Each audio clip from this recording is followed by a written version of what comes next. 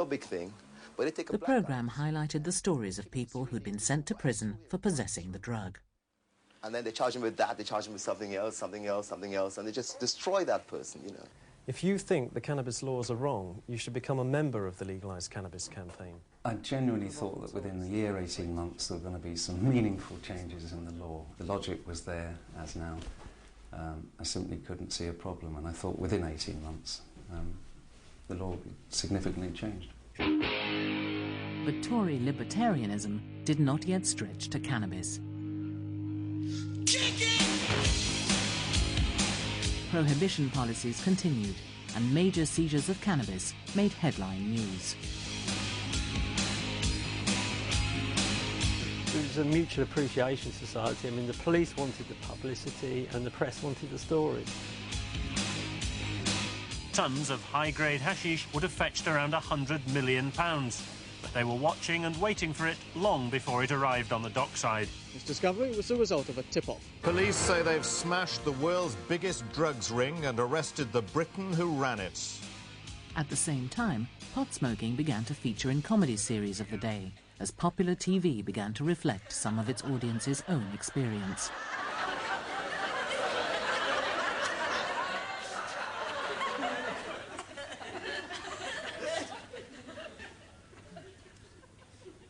How long did you say it takes to make the day go away?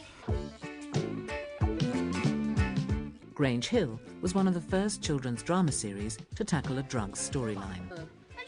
I think drama has a great tradition of being able to take a very difficult subject that's dealt with late at night in a documentary, and they can be a bit dry. And drama can take that issue and make it into a drama and bring it right into a family viewing environment. Samo! The theme was that cannabis was a gateway drug to heroin, and young viewers watched as over a period of time the popular character Zamo became a junkie. Hey, Rolly, is it right if I go through the back room? I think at the time it was right. That's what was being told.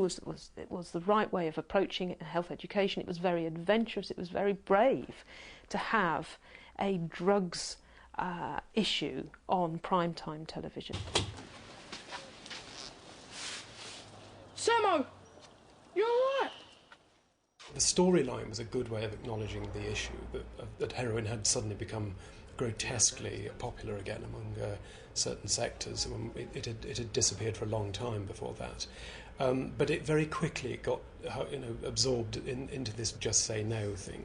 This is the highest new entry on the chart this week, the anti-drug song, which is called "Just Say No."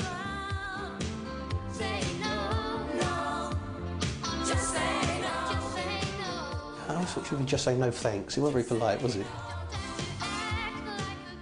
The programme linked up with an American campaign inaugurated by Ronald and Nancy Reagan. Mrs. Nancy Reagan has met some of the cast of the BBC series Grange Hill at the White House as part of the Just Say No anti-drugs campaign. Well, you've only got to look at the numbers of young people who use drugs of all sorts these days to realise that those kinds of oversimplistic messages related to drugs generally don't work. It's the problem when you bundle such a wide range of substances which have such a huge range of effects all into one basket called drugs. What should you do when someone offers you drugs? What will you do when someone offers you drugs? I can't hear you. Louder.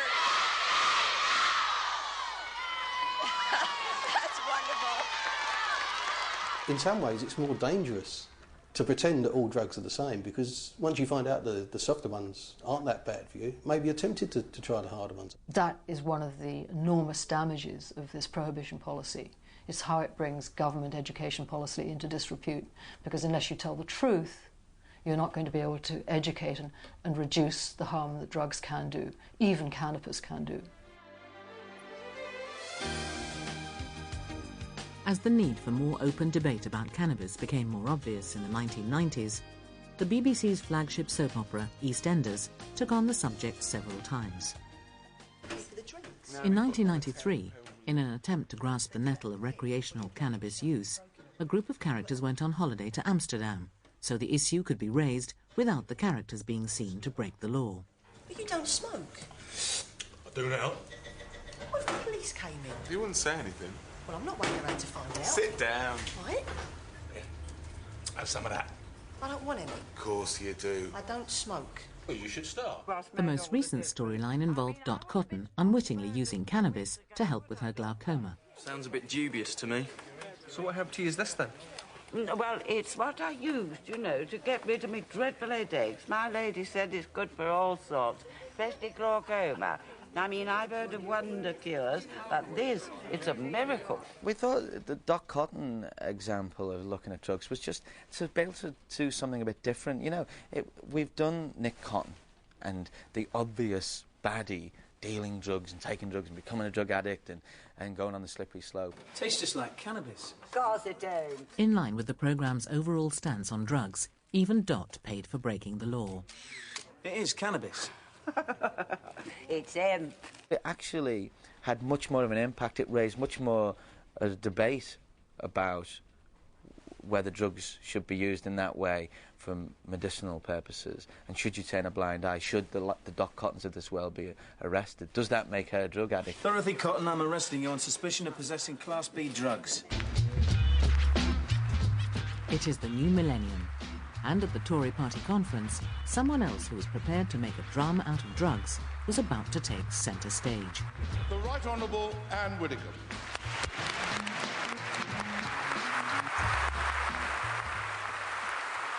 Drugs are a scourge on our society. They are a cancer which threatens our very future. I remember standing in the hall and she was doing one of her great performances without notes and just doing this sort of standing at the front and pacing up and down. I believe that it is possible, in addressing the scourge of drugs, to have a policy right throughout the chain from supply and demand of zero tolerance. And suddenly she came out with this statement about zero tolerance with cannabis. And I remember thinking instantly, why is she saying this? Because it is not going to play with the voters, with the majority of voters. That means that if you are caught in possession of drugs, there will be no more turning of blind eyes, no more issuing just a caution. You will face for a first offence a minimum of a fixed penalty of a £100 fine. Surrender to the drugs menace. We couldn't do that, we shouldn't do that, and we won't do that.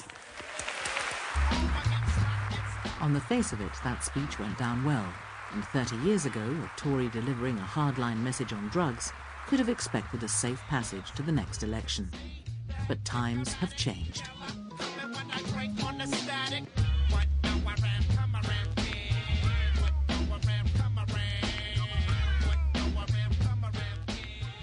I mean, she just killed herself stone dead, didn't she? Killed herself stone dead. It was incredible how Anne Widdecombe, with one comment, managed to achieve almost more than we'd done in 10 or 15 years. And she certainly kick-started the debate back into the public arena. From the Conservative Party, new thinking on soft drugs. What is that whiff from the Tory torch? Good evening. Peter Lilly, who was deputy leader of the Conservative Party, wants cannabis legalised. He's not just This would have been unthinkable even 5 years ago. But the debate about cannabis has moved on to such an extent that even among politicians there is now widespread tacit acceptance of its use. Today, cannabis has come to exist in a kind of twilight zone of confusing semi-legality. Police in Lambeth in South London have begun a 6-month experiment. Anyone caught with cannabis will be given an informal warning rather than being arrested and cautioned or prosecuted. It sounds like we're all over the place. We will still have, what they call postcode policing, in the sense that there will be some constabularies that will come down hard on this. I mean, I suspect the constabularies in London will be more lenient than some outside of London. Police closed down Britain's first cannabis shop today after a scuffle with its owners. The shop, the Dutch Experience in Manchester, had opened for the first time. The media still gets excited when young people smoke cannabis.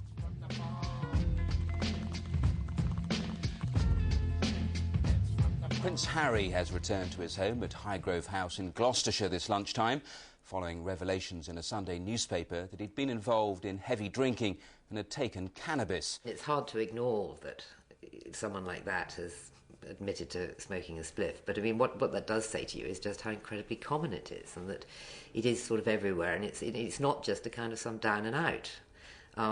It's all over the place. It's everybody's children.